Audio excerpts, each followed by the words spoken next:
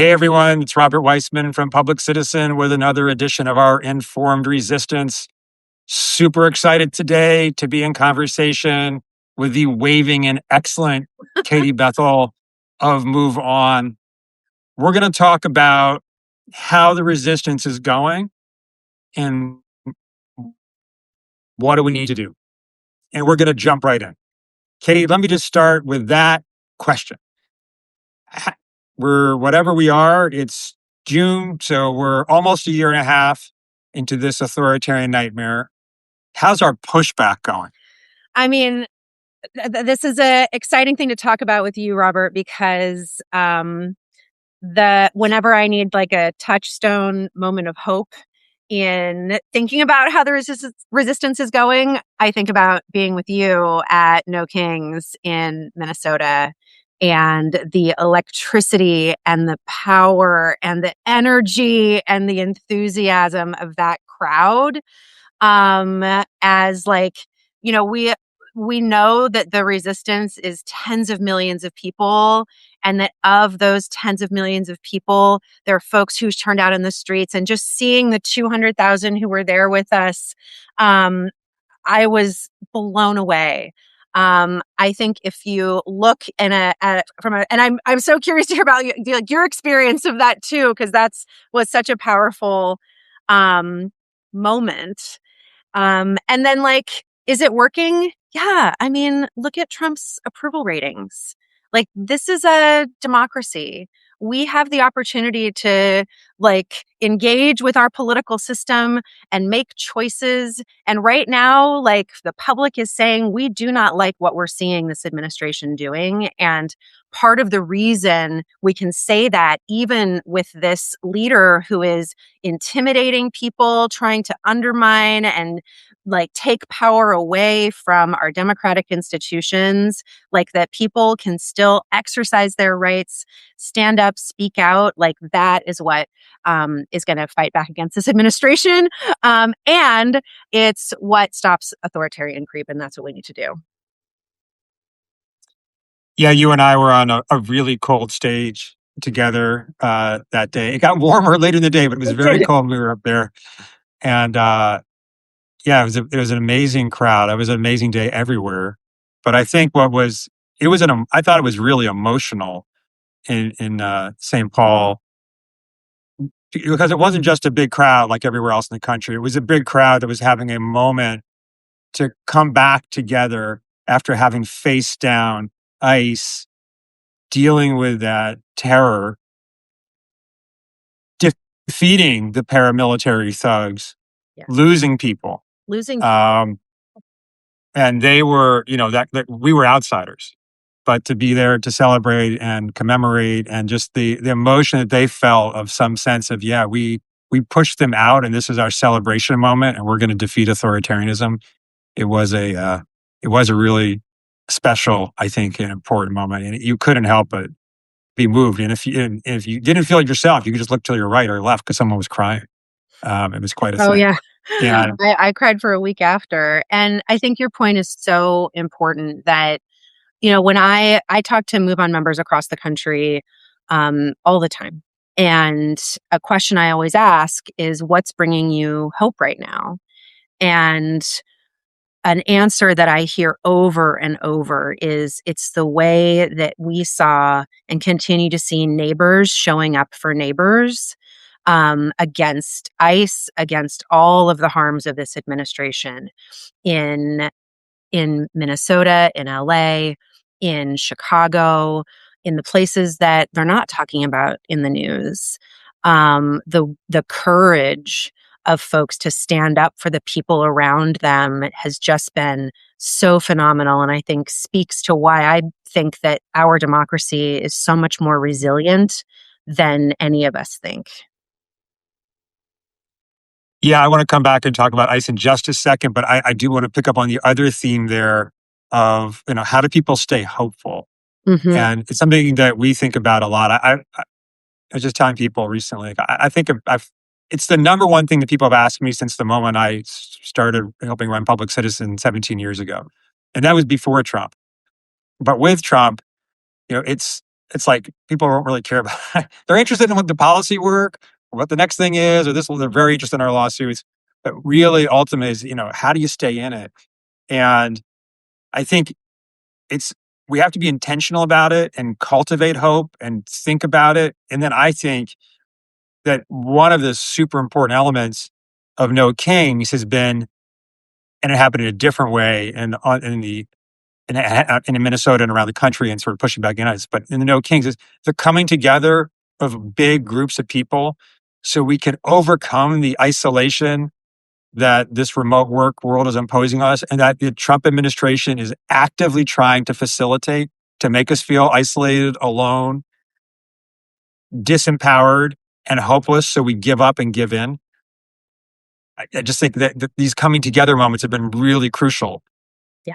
And then Yeah. we have, like, sometimes people say, why does it matter? Why does it matter if we rally? There's a lot of reasons it matters, but one of them is for ourselves. Because when we get engaged, then actually that's how we win. Like, yeah, we are the majority, but if the majority who's quiet and scared and under the covers, Yes. then we're kind of a majority in theory, but not in demonstrated political practice.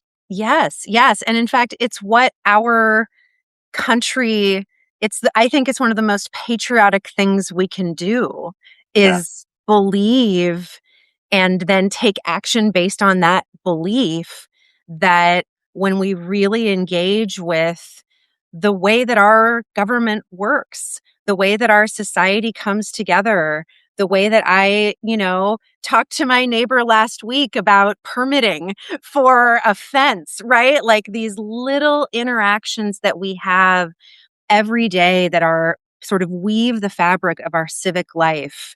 That's so important. And we know that coming out of all the technological changes of today and of the last decade, with social media, with the isolation that happened during the pandemic, and the economic insecurity that so many people in this country and around the world are facing right now, that fabric of civic life is frayed.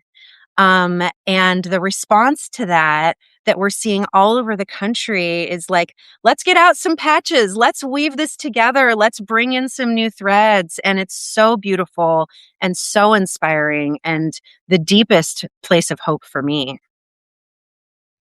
That's good. So that all that light kind of stands really in contrast to the darkness and evil of the ICE and anti-immigrant Yeah. barrage from the administration. Ha- Both kind of assessing what we've collectively done, and also talking specifically about what Move On has done and is doing. Mhm. Where do you think things are a trajectory on as regards ICE and protecting the rights and human dignity of immigrants in the United States? Yeah. I mean, in the long term, I know that we're going to be able to rein in that force. And I know that when we have leaders in power who are truly accountable to the people, that the public and political will exist to do really major reforms.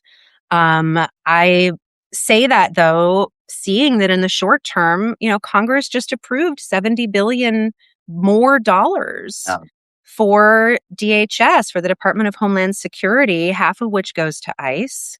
And I think that is an insult to the American people.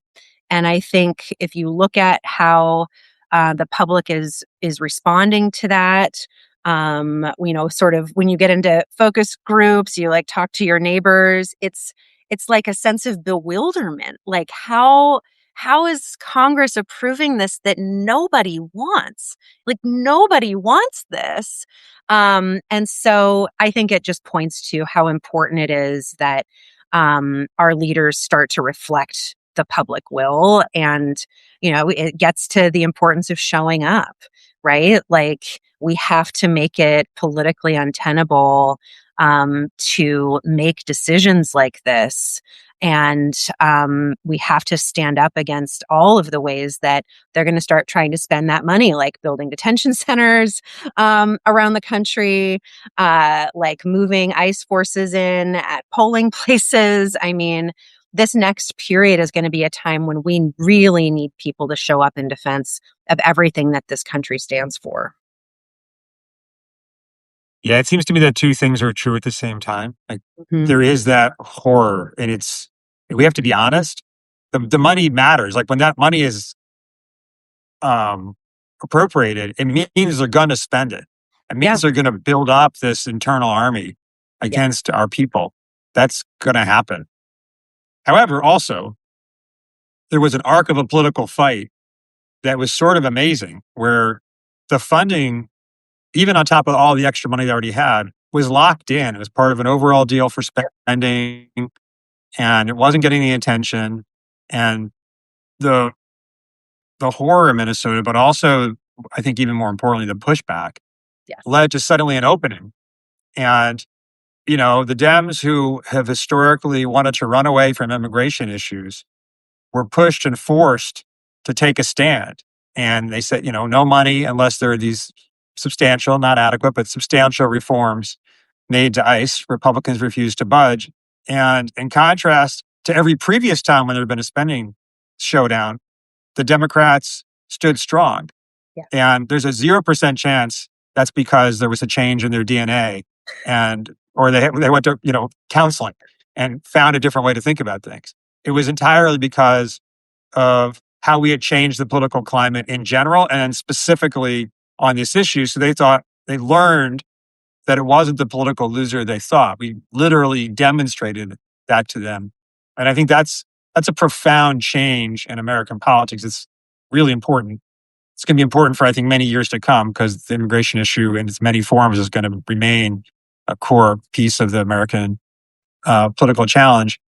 But it doesn't solve the problem. What's going to come? What's happening? The hunger strikes that are going on in these horrific detention centers. Not really the right term. Across the country, and the sweeps that are coming, threatening to amp things up in New York, or whether it comes to New York or somewhere else. All these people they're going to deploy, and they're going to do horrible things with them. Yeah, yeah, and like in that list of awful, I think it's easy to feel overwhelmed and to feel like, what can I do? And I think your story about how Democrats heard the people and actually built a wall about this funding work is such a strong example of how standing up and fighting out, even in small ways, even in writing letters to your congresspeople and calling them, can have such a profound impact. Democracy is millions and millions of voices coming together in one unified call for justice. And we are building that unified call for justice, and it gets louder and louder every day. And we will win. We will win. And we're just in the middle of the fight right now. Yeah, that's so important. That we will win mantra. Yeah. Does that just make it till you make it? Although that's important too. But also we are going to win. And I think we got to keep reminding ourselves. Yeah. We have the people, we have justice and the people, and we got big challenges, but we will win. Well, I'm going to pivot and talk about another one. I mean, move on since the second Iraq war has been like the core of the anti-war movement, which ebbs and flows. But when we've needed it, Move On has been the center of fighting against war. And you are again. And I just want to note that and appreciate what you and the team are doing, and then ask you to talk about that.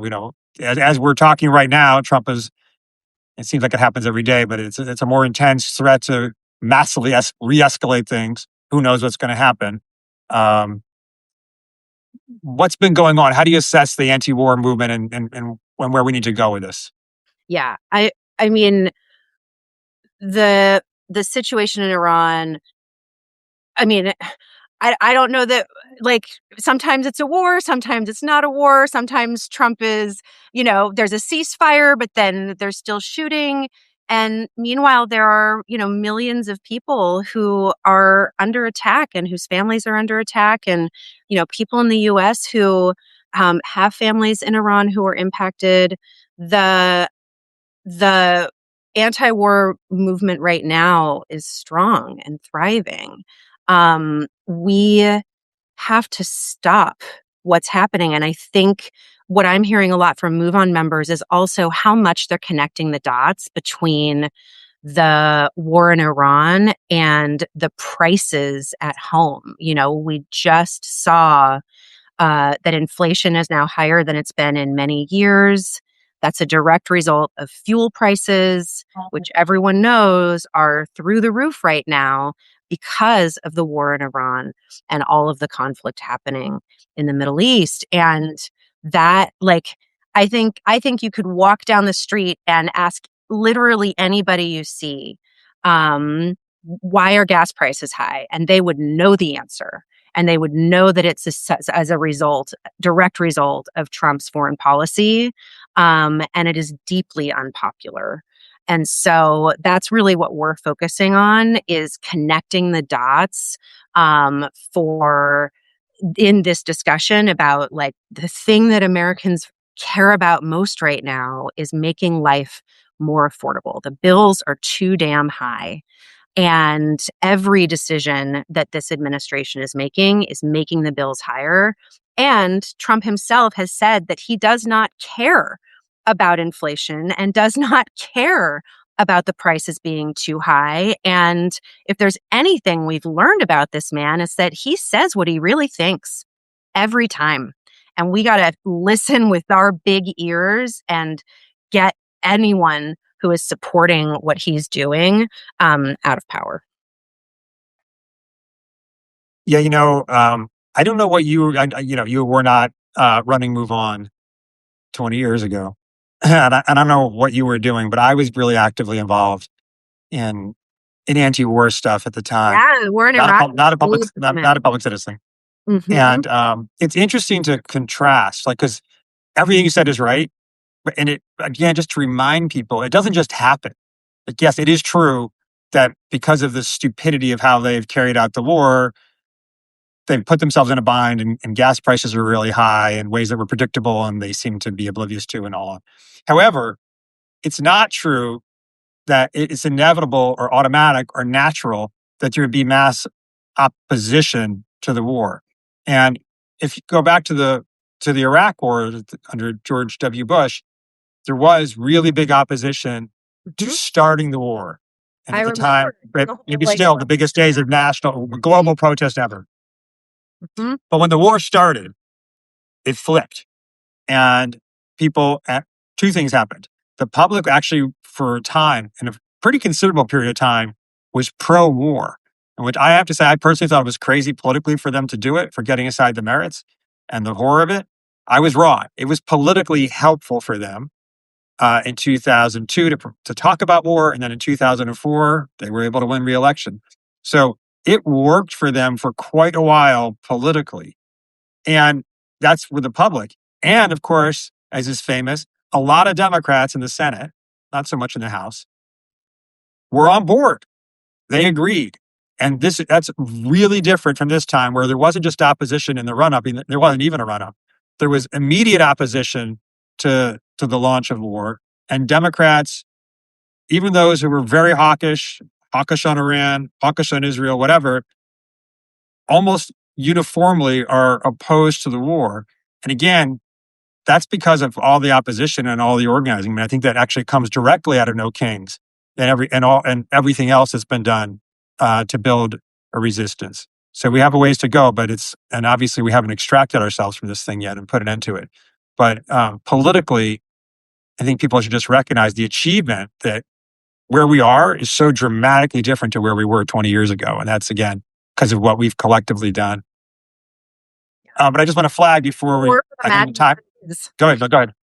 People see war for the madness that it is. They really do. Yeah, I just want to flag there's a fight that we're in together, but in addition to trying to wind the war down, the administration is now coming to Congress asking for literally unfathomable amounts of money for the Pentagon, $1.5 trillion, plus even maybe more, which would be about a $600 billion year-over-year increase in spending on the war machine. If we had $600 billion on an annual basis, we could basically solve everything.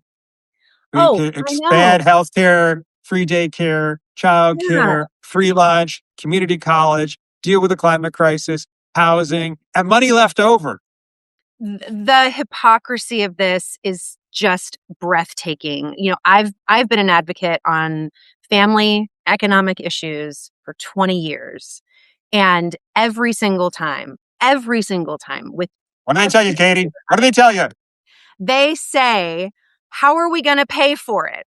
When you say, you know what, there's a bunch of kids who really need some health care. They're like, I don't know, Don't have that's the money. We expensive. don't have How the are we money. going to pay for that? There's senior citizens who need care in their final years of life. Don't have Gosh, the they're going money. to have to figure that out because it's just too expensive. And it's like, but we have trillions of dollars to go overseas and kill people. Like, it's unconscionable.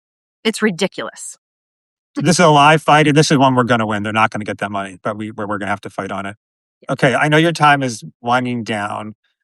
Let me ask you a word, just to say a word in a nonpartisan way about how you're thinking about making sure the elections go forward and are carried out that without interference. And if there is interference, what we're going to do. Yeah, And then we'll just wrap it up in just a quick glimpse into like your longer term vision. you got it. So let's go to the election stuff first. Election stuff. So I don't think the question is if there will be interference. There is interference. We're already seeing redistricting. They're already seizing voter information. It's the interference is happening and it's going to escalate. And so, what can we do to be prepared for that? Number one, folks, vote early. We need to have the counts. The vote counts need to be easy and fast. They need to be clear. And so vote early. Second is vote with friends. In the same way, neighbors showing up to neighbors matters. Bringing the people you know along to the polls together, both for yourself, but also for election protection. Like there's going to be ICE agents doing intimidation at the polls. Be a friend, help people get to the polls. And then third is volunteer. The institutions that run elections run on a shoestring budget. If you get asked to volunteer, or if you have any way of connecting with your community about protecting the polls, making sure the elections go well, sign up. If you've been thinking about it for years, this is the year. Be a poll worker, be an election observer, do a party at the polls, volunteer. That's what we need to see from everyone to make sure this election goes as well as possible. Great answer. And for everybody watching and listening, if you are not connected to either Public Citizen or Move On, sign up for one or both of our lists, and then we'll give you that information. Yes, join us, of course. But we'll give you that information to make sure we can operationalize what Katie just said. Okay, last question. I got 2 minutes left of your time. As we look forward past the election, what are your priorities? What do you think? What's Move On's theory about where we need to go and what we all need to do? Yeah. In 2027, there's 3 things I want to see from Congress. First, I want to see them making decisions that are staunchly anti-authoritarian, like everything they can do to stop the authoritarian creep in terms of money that we're spending, in terms of laws that are passing, like stop authoritarian creep.